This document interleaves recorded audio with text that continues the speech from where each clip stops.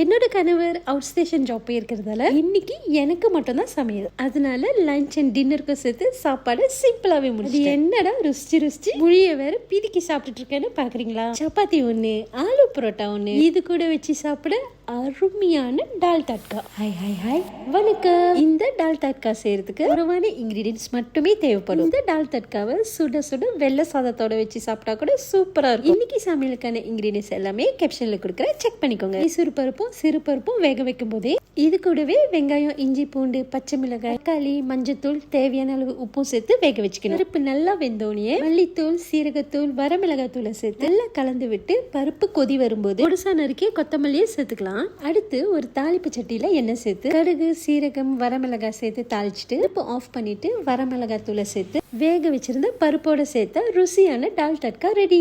இப்போ aloo பரோட்டாக்கு stuffing ready பண்ணிக்கலாம். First தடவையா தாங்க இது நான் செய்யறேன். ரொம்பவே ருசியா இருந்துச்சு. இல்ல ஓமத்தை நசுக்கி சேர்த்து இருக்கிறதால அதோட அந்த டேஸ்டே வேற லெவல். போதும் சப்பாத்திக்கு மாவு ரெடி பண்ற மாதிரி ரெடி பண்ணிட்டு தடவையா செய்யறதால இது எனக்கு கொஞ்சம் கஷ்டமாவே தான் இருந்துச்சு. மேல கொஞ்சம் எண்ணெய் சேர்த்து தடவிட்டு இது கூட மாவையும் சேர்த்து தடவிட்டு அங்க உள்ள வச்சுட்டு மாவை மறுபடியும் மடிச்சு இதுவா மாவை ஷேப் பண்ணி எடுக்க வேண்டியது. இதுவா மாவை உருட்டும் போதே உள்ள கிழங்கு அங்கங்க எட்டி பார்த்துச்சு. பேன்ல லேசா எண்ணெய் சேர்த்துட்டு அடுப்பை மீடியம் ஃப்ளேம்ல வச்சு வச்ச ஆலு பரோட்டாவை சேர்த்து ரெண்டு பக்கமும் ரெண்டு நிமிஷம் குக் பண்ணி எடுத்தா சுவையான ஆலு பரோட்டாவும் சப்பாத்தியும் ரெடி.